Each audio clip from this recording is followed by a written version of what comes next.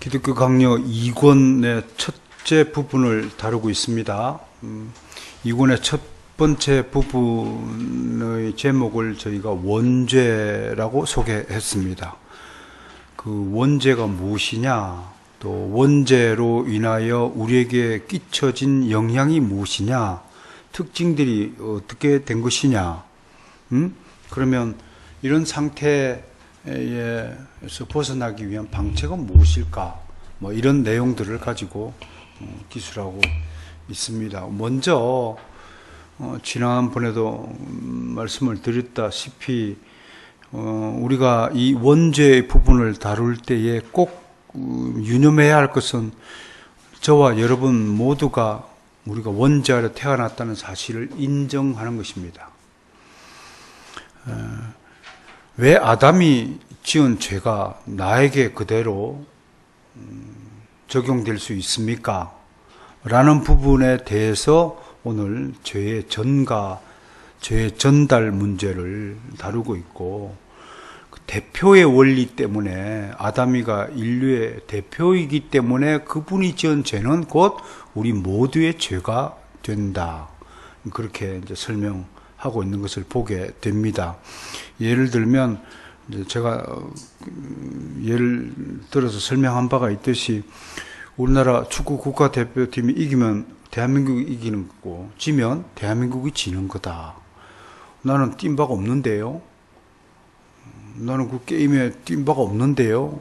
내가 진 게 아닌데요. 그건 성립이 안 된다. 그렇게 설명할 수 있습니다. 이게 이제 대표하는 사람의 전권과 책임의 문제다. 그렇게 얘기가 되는 겁니다. 자, 그런 점들을 이제 염두해서 좀 더 깊이 있게 들어가 보면 아담의 죄가 뭐냐 하면 그건 저 위에 보면 하나님으로부터 멀어지는 거다. 단절된 것이었다. 아담의 죄의 결과 어떻게 된 것이냐? 하나님과 관계가 단절된 것이다. 단절되니까 뭐냐? 이런 거예요. 여러분 음식을 냉장고 안에 딱 두면 냉동실 안에 두면 영원히 보존이 되는 하나님의 냉정실 안에서 탁 멀어지니까 썩게 되어 있다. 그렇게 비유를 하면 그 원죄의 결과가 뭐냐? 그럼 부패해졌다. 라고 말하는 거예요. 그게 오늘 이제 6항에서 있는 1장 6항, 2권 1장 6항의 부패의 기원이다. 아담은 단지 인류의 시조만이 아니라 인류의 뿌리였다. 그렇게 말하는 거예요. 자, 이걸 전부 다 이제 몽땅 그려서 11항까지 내용을 몽땅 그려서 정리하면 이런 거예요. 자, 우리가 인간의 전적 타락이나 부패의 문제를 다룰 때 항상 이제 첫 번째 머릿속에 떠오르는 것은 원죄란 무엇인가? 그건 이제 금방 정리했죠. 그죠? 원죄란 무엇인가? 아담의 죄가 우리에게 전가된 것이다. 그 아담의 죄로 말미암아 결과가 어떻게 되느냐? 하나님과 단절되었다. 이게 단절되니까 타락하고 부패해졌다라고 말을 할 수 있는 것입니다. 그러면 범죄하기 이전의 인간과 범죄하기 한 이후의 인간은 어떻게 다른가? 라는 부분을 한 번 더 살펴봐야 한다. 칼빈은 뭐라고 그랬느냐 하면 범죄하기 이전에는 우리 인간 안에 하나님의 온전한 형상이 남아 있었다 없었다? 남아 있었다. 보존되었다. 우리 안에 하나님의 형상으로 지원받은 인간이니까 우리 인간 안에는 하나님의 형상이 그대로 온전하게 있었다. 정말 거룩한 존재였고 정말 의로운 존재였고 정말 아름다운 존재였고 도무지 생각이나 언어나 행동에서 악이라는 것은 찾아볼 수도 없는 그런 존재였다. 우리 아담 할아버지가 지원받았을 때 그런 존재였다. 하와도 지원받았을 때 완벽하게 아름다운 존재였다. 이영애보다도 1000배, 1000배 더 예쁜 여인이었다. 그렇게 말할 수밖에 없죠. 그런데 범죄한 이후에는 어떻게 됐느냐 하면 신학적으로 4가지 상황으로 설명하는 겁니다. 이거를요. 기독교 강요나 성경에 기술된 것들을 전부 신학자들이 하나하나 조사해서 범죄한 이후에는 하나님의 형상을 잃어버린 상태에서는 칼빈은 하나님의 형상을 완전히 잃어버린 것이 아니라 흔적은 가지고 있었다라고 얘기했는데 그 흔적만 가지고 있는 상태를 네 가지로 하면 첫 번째 타락되었다 말하는 거예요. 두 번째 부패했다. 세 번째 무능력해졌다. 뭐에 무능력했느냐? 밥 먹는데 무능력하느냐? 노는데 무능력하느냐? 춤추는데 무능력하느냐? 그런 무능력이 아니라 구원에 있어서 무능력했다. 그 다음에 불가능한 상태가 되었다. 뭐가 불가능하다고요? 천국에 스스로 갈 수 있는 가능성이 전부 없다. 그렇게 설명하는. 그래서 그 어거스틴이 이렇게 영어로 유명한 말인데 세 가지 생각해서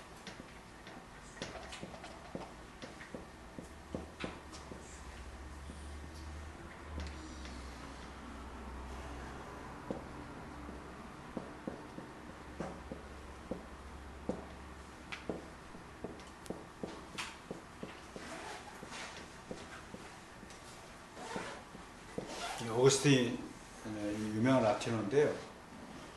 페카레는 범죄하다는 거고 이건 파스빌리티 가능성입니다. 타락 전에는 포세 난 페카레 범죄할 수 없는 가능성, 죄를 안 지을 수 있는 상태가 되는 거예요. 근데 이건 뭐예요? 죄를 지을 수밖에 없는 상태가 된 거예요. 언제? 타락 후에. 그런데 예수 그리스도로 말미암아 후속 구원은 어떻게 됐느냐? 죄를 안 지을 수 있는, 범할 수 있는 가능성이 없는 상태 됐다. 이제 죄를 안 지을 가능성이 있다. 죄를 지을 수 있는 가능성이 없게 됐어요. 구속한 상태. 그러니까 이런 상태를 구분하면서 보세요. 타락 전에 우리 아담 할아버지는 뭐예요? 죄를 생각할 수 없는 상태에 살았다는 거예요. 무슨 말인지 알겠죠? 죄를 짓지 않는 가능성을 가진 상태에 있었다. 이렇게 우리가 설명을 하고 있는 것을 보게 됩니다. 그러니까 여러분, 타락 전과 타락 후가 이렇게 완전히 대비되는 상태가 되었다. 이 상태를 죄를 지을 수밖에 없는 상태를 네 가지로 신학자에 보는 거예요. 이걸 왜 이렇게 이런 상태가 되었냐면 전적으로 타락했기 때문이다. 부패했기 때문이다. 또 무능력했기 때문이다. 또 불가능하게 했기 때문이다라고 설명을 하고 있는 것입니다.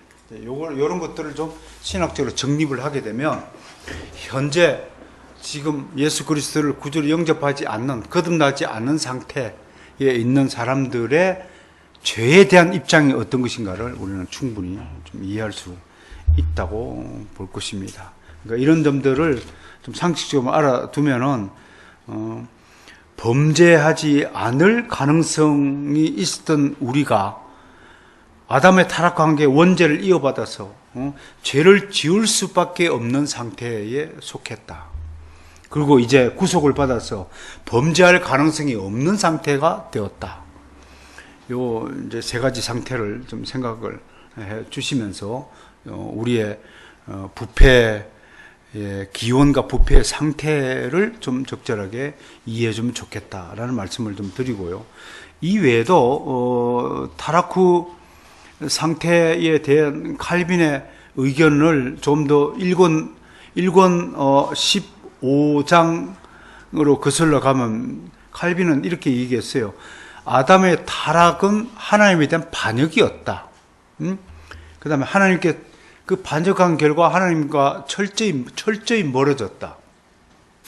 여기서 철저히 멀어졌다라고 하는 그 표현에 우리가 주목해야 합니다. 그냥 멀어진 것이 아니라 철저히 멀어졌다는 것은 하나님께서 의지가 포함되었다. 그렇게 해석을 하는 거예요.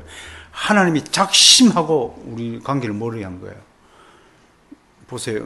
여러분, 그 부모와 자식이 결혼 문제로 다투다가 오랫동안 관계를 단절하는 그런 사례를 듣게 되죠. 부모가 영 원치 않은 막 결혼 상대자를 데려와갖고, 부모의 막 눈을 뒤집어지게 만드는 자식이 있어가지고 결혼식 자리에 가지도 않고 관계를 끊어버리는 것. 그런 상태를 우리가 부모가 철저히 관계를 단절시켰다. 의지적으로 아주 결심하고 관계를 단절시켰다. 그러면 여러분, 이 철저하게 단절되었다는 표현에서 얻을 수 있는 게 뭡니까? 유추할 수 있는 것이 그만큼 하나님께 대한 범죄 그 실상이 굉장히 무겁고 엄중한 상태라는 거죠. 보통 부모가 하나님이 그렇게 화를 내고 확 관계를 끊어버리겠습니까? 참 놀라운 것은 그런 흉악한 죄를 지은 우리임에도 불구하고 끝내는 우리를 용서하시듯이, 그래가지고 결혼해가지고 자식 낳고, 그래도 엄마는 늘 관계를 단절했지만 어떻게 사는지 솔직히 늘 아마 마음속에 담아두고 살지 않을까 싶거든요. 우리 하나님이 아마 그런 마음가짐으로 우리를 대하시지 않을까 그렇게 싶습니다. 그러니까 철저히 멀어지니까 이렇게 칼빈이 이야기해요. 저는 이런 칼빈의 표현에 있어서 우리 일권 안 가지고 있죠. 일권에 이렇게 있어요. 하나님의 형상이 철저히 관계를 멀어진 상태에서도 우리 하나님의 형상이 완전히 사라진 거 아니다. 죄로 말미암아 무서우리만치 그 형태가 기형적이다. 그렇게 표현하고 있어요.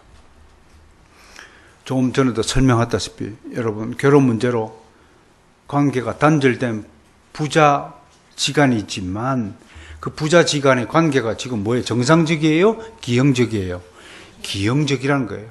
그러면서 기형적이니까 철저히 단절되었지만 완전히 관계를 끊어진 것이 아니다. 완전히 형상을 없애버린 것은 아니다.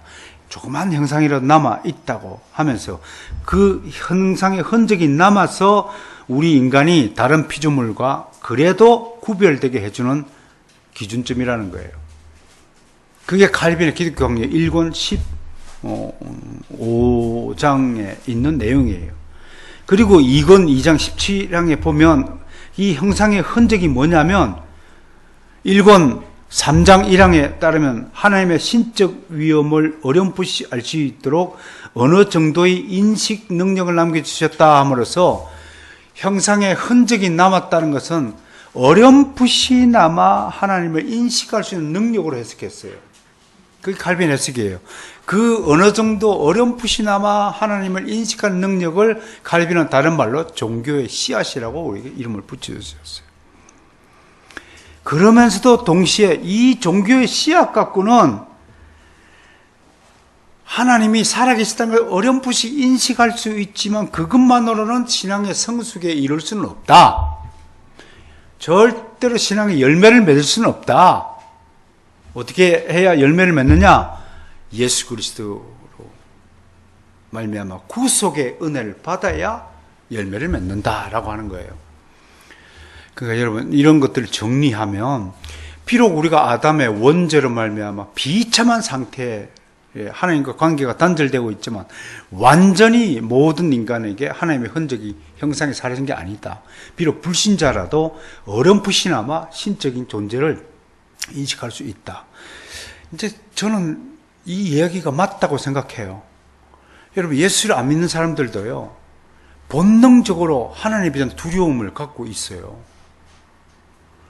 본능적으로요, 아무리 목사가 막 아무것도 아닌 것 같이 막 말하고 그러더라도요, 목사한테 잘못하면 내가 뭔가 이 벌을, 한 천벌을 받을 수 있다는 생각을 본능적으로 가지고 있습니다. 여기에 대한 기본적으로 모든 기능이 기형적으로 파괴된 상태에 있지만 본능적으로요, 신적인 경외감, 두려움을 갖고 있다는 반증입니다. 이게 종교의 씨앗이에요. 종교의 흔적이 담겨 있는 거예요. 그래서 우리가 왜 전도해야 되고 우리가 왜 복음을 전해야 되느냐? 모든 사람이 있는 종교의 씨앗이, 그 씨앗이 하나님께서 은혜를 베풀어서 혹시 모르니까, 혹시 하나님 은혜를 베풀어서 그가 활짝 만개할 수 있을지도 모르니까 우리는 언제든지 복음을 전하고 기다려줘야 되고 한단 말이에요. 이런 우리 복음 전도의 법칙을 좀 기억하시면서 늘 좀 따뜻하게 대해 주시고, 그가 결정적으로 하나님을 대적하거나 하나님을 저주하지 않는 이상 우리가 인내로서 기다려주는 것이 필요하다, 그렇게 보는 것입니다. 그리고 또 하나, 조직신학자에서 제가 소개할 분이 두 분이 있는데, 하나는 네덜란드 신학자 헤르만 바빙크예요. 여러분, 오늘 원죄 결과 사람이 어떻게 됐느냐, 원죄 때문에 철저히 타락했다. 그래서 철저히 하나님과 관계가 단절되었다. 그리고 심히 극심히 부패했다. 음식으로 치면 도저히 먹을 수 없는 상태가 되었다. 그럼에도 불구하고 음식이라는 형상은 남아있다. 아, 이게 음식이구나, 그건 알아볼 수 있다. 이런 상태를 또 우리 바빙크라는 네덜란드를 대표하는 개혁신학자가 이렇게 표현했어요. 이런 것도 상식으로 좀 알아주시기 바랍니다. 그의 그 개혁 교의학 책에 따르면 이런 표현이 있어요. 인간이 비록 낙원에서 추방되었다 하나 지옥에 떨어진 것은 아니다. 그래서 희망이 있다는 거야. 낙원에서 추방되었지만 지옥에 간 건 아니라는 거야. 아담과 하와가 에덴 동산에서 추방되었지만 지옥으로 떨어진 건 아니라는 거야. 아담과 하와가 육신의 죽음을 맞이하는 형벌을 맞았지만 구속의 은혜를 받아서 영원한 영생을 얻을 수 있는 길은 여전히 가능성이 남아있다. 포세가 있다. 그러면서 바빙크가 이런 말을 했어요. 하나님은 왜 죽음을 제정했느냐, 이렇게 설명해요. 죄가 불멸의 것이 되지 않기 위해서 하나님은 죽음을 제정했다. 야, 여러분, 저는 이런 말을 참 발굴해낸 이런 분도 참 성령의 영감을 받아 결과라고 생각을 해요. 여러분, 우리는 죽음을 두려워하죠. 육신의 죽음일 뿐인데, 만약에 우리가 죽지 않는다면, 육신의 죽음의 형벌을 받지 않았다면 우리는 죄를, 우리 안에 있는 죄를 끊어낼 수 없어요. 죄를 완전히 끊어내기 위해서, 육신의 죄를 끊어내기 위해서 육신이 죽어야 이 마감된다는 거예요, 죄가. 육신의 죄가 마감이 돼야 거룩한 영생의 삶을 산다는 거예요. 그러므로 우리에게 육신의 죽음의 형벌을 내리신 하나님이 오히려 은혜이지 그게 형벌의 결과가 아니라고 해석하는 거 보세요. 야, 저는 이런 해석에 대해서 참으로 깊은 감사와 경의를 표하는 것입니다. 이런 것들 때문에 신학하는 정말 의미가 있고 재미가 있다는 사실을 말씀을 드리면서, 여러분, 우리가 지금 여행하고 있는 기독교 강요의 이 내용들이 그냥 칼빈이 그냥 장난삼아 쓴 글도 아닐 뿐더러 우리 인간의 본질에 대해서 정말 하나님의 신학적인 계시를 받아서 나타난 작품이라는 것을 유념해 주시고 정말 귀하게 여겨주시면 좋겠다. 제가 기독교 강요를 읽고 느끼는 이 감동을 어떻게 하면 여러분들이 전달할까? 그런 고민에 있는 저를 좀 바라봐 주시고, 기독교 강요 나타난 우리가 원죄 부분, 그리고 이 타락에 대한 내용들, 그리고 타락을 말미암아 우리가 얼마나 비참한 처지가 되었는가, 그걸 이야기하는 목소리를 좀 들어주면 좋겠다라고 하는 것입니다. 또 한 사람의 신학자는 이제 안소니 후크마라는 유명한 개혁 신학자입니다. 이분은 이제 타락의 상태를 이제 설명하기를 기능적인 면과 펑션을 영어로 쓰면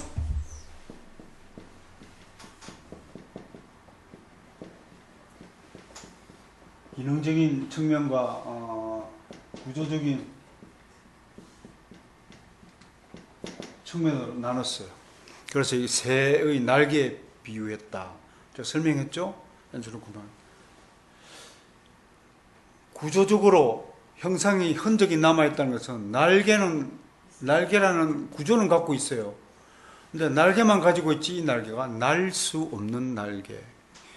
날지 못하는 기능이 되었다. 우리가 하나님의 형상의 흔적은 갖고 있지만 하나님의 형상의 기능은 전혀 발휘하지 못하고 있다. 하나님의 참된 형상은 뭔가요? 완전한 거룩함이죠. 완전한 선이죠. 완전한 의죠. 완전한 전능이시죠. 영원 불변하고 무한하시고 이런 것들이 하나님의 온전한 형상이는데 이 능력을 우리에게 다 물려주셨음에도 불구하고 우리가 죄를 스스로 지음으로 말미암아 하나님이 주신 이 완전한 모든 것 기능들을 다 상실하고 말았다.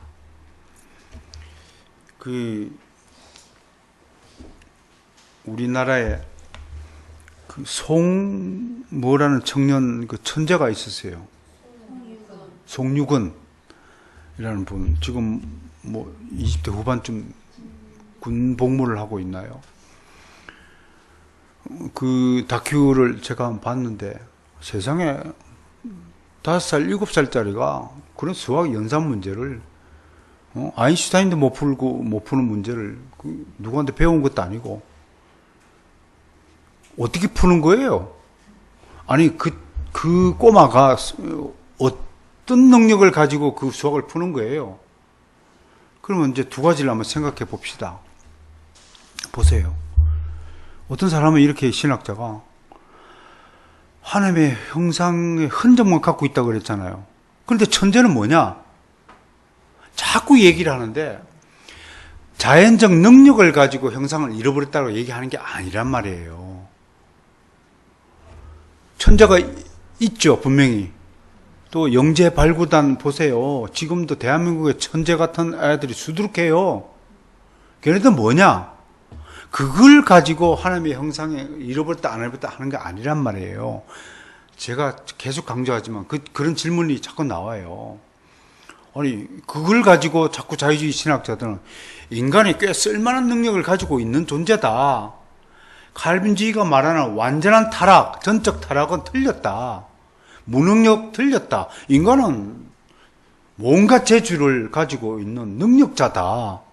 그렇게 이야기하는데 자꾸 내가 그들에게 얘기하는 거 우리 개혁신학자가 그 부분에 대해서 타락하고 비참하고 무능력하고 불가능하다고 말하지 않는 거예요. 구원의 문제에 있어서 무능력하다는 거 아닌가요? 아무리 송유근이가 수학 문제를 풀고 재즈를 부려도 송유근이가 스스로 자기 자신을 구원시킬 수 있나요? 자기 영혼을 구원시킬 수 있나요? 없는 거예요. 그 부분에서는 완전히 기능을 상실했다고 지금 계속 강조하는 거예요. 착각하지 마세요. 그런 부분하고 착각을 하지 않았으면 좋겠다라는 말씀을 드립니다. 그래서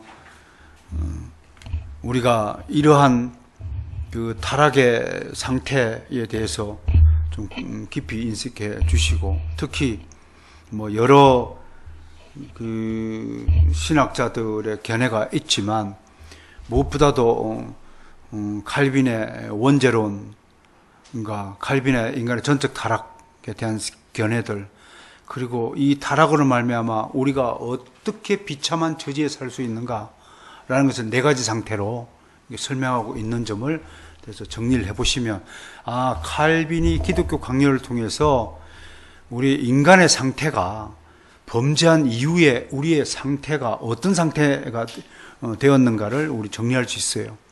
그리고 이제 마지막으로 인간의 이 비참한 상태를 2장에서 다시 한번 우리가 반복을 할 것입니다. 이 부분에 대해서 특히 이제 구체적으로 다루는 것이 자꾸 자유주의자들 또 칼빈 시대 때도 반종교개혁 파들이 특히 루터와 에라스무스 간에 벌였던 유명한 노예의지론 논쟁 등에서 보이듯이 자유주의자들, 인본주의자들은 인간에게 자신의 의사를 결정할 능력이 있다. 그러면서 인간의 자유의지를 굉장히 높여주는 추세에 대해서 칼빈이 인간의 구원에 관한 인간의 전적으로 자유의지가 무능하다는 것을 반증하는 것. 그 내용이 2장에 이어서 이어지고 있다는 사실을 밝히고 있습니다. 기독교 강요의 내용이 이렇게 설명을 할 때 비로소 이해가 되는 부분이 있으리라고 저는 생각을 합니다. 저 또한 더 많은 깊은 연구가 있어야 되고 더 많은 관련 또 신학 서적들을 탐구해야 되겠지만 이런 기회를 통해서 여러분 우리가 어떤 존재인가, 어떤 상태에서 우리가 하나님의 은혜를 입어서 우리가 하나님의 형상을 회복했는가, 그리고 회복해 가고 있는 과정 중에 있는가를 한번 점검해 보는 계기가 됐으면 좋겠어요. 특히 4가지 부분에서 나에게 정말 전적 타락한 부분이 어느 정도 회복됐는가. 타락한 것은 보세요. 기능은 구조만 가지고 있지 기능은 죽은 상태가 기능적인 측면에서 어느 정도 회복이 됐는가. 그 얘기를 예수 그리스도에 초점을 맞춰서 정말 예수 그리스도가 나를 위해서 십자가에서 목숨을 대신 희생하여 죽었다는 사실이 어느 정도 느껴지는가라는 것을 한번 점검을 해 보시길 바랍니다. 그리고 부패 문제, 내 생각과 내 가치관이 정말 세속적인 영향력으로부터, 세속적인 부패함으로부터 얼마나 회복되고 있는가, 얼마나 하나님 중심, 성경 중심, 교회 중심으로 가까이 다가와 있는가. 이 머리통의 생각이, 이 부패한 생각이 어느 정도 하나님과 좀 비슷한 생각으로 옮겨갈 수 있는가. 우리가 얼마나 세속적인 생각과 사상을 지닌 몸인가 생각하면서 부패의 문제를 한번 다뤄보시고, 무능력한 문제, 내가 무엇을 할 수 있다고 지금도 뭘 계획하고 하는 것, 내 중심으로, 아까도 어거스틴 다루면서 서구 문화와 우리 문화의 차이를 말했지만, 사실은요, 정말 우리 대한민국의 백성들은 하나님의 은혜가 아니면 이 유교주의 사회에서 이 성경적 사고를 가진 사람으로 탈바꿈했다는 것은 이거 기적 중에 기적입니다. 모든 것이 반사회적이잖아요. 우리는요. 반세상적이잖아요. 우리는 세상의 흐름을 역류하는 사람들이잖아요. 연어가 막 역류해서 올라오듯이 우리는 세상을 역류하는 사람들이죠. 모든 가치관이 세상과 배치가 되잖아요. 타락한 상태, 4가지 상태에서 나는 과연 얼마큼 회복되어 있는가를 점검해 보는 것이 기독교 강요를 공부하는 큰 소득이요 목적이 될 것이다 할 것입니다. 자, 오늘은 또 2권 1장을 이렇게 해서 마무리 짓고 다음 주부터 2장의 제목이 뭔가요? 인간의 비참입니다. 우리가 얼마나 비참한 상태에 빠져 있는 존재인지를 낱낱이 살펴봄으로써 다시 한번 점검하는 시간을 갖도록 하겠습니다.